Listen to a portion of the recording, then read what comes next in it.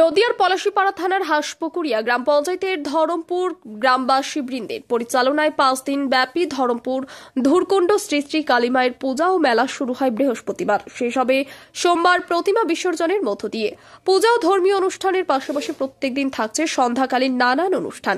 এই অনুষ্ঠানকে ঘিরে অসংখ্য ভক্তের সমাগম হচ্ছে মেলা চত্বরে। আমাদের হাঁসপুকুরিয়া অঞ্চলের ধরমপুর গ্রামের এই ধুরকুণ্ড মেলা আজ 46তম পদার্পণ করলো।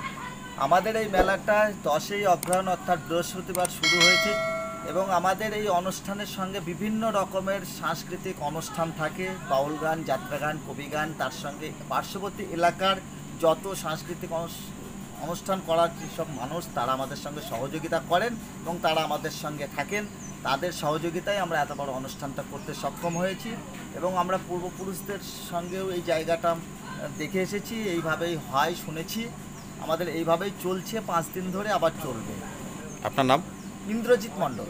কি পদে আছেন? সদস্য পদে আছে গ্রাম উন্নয়ন কমিটির।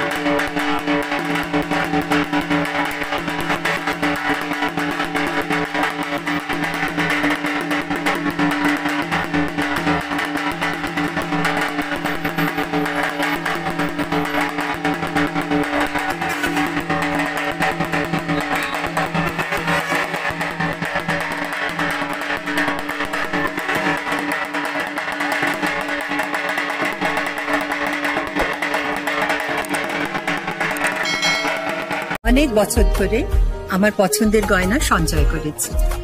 এবার দেব আমার প্রিয় মানুষ। না, it's yours.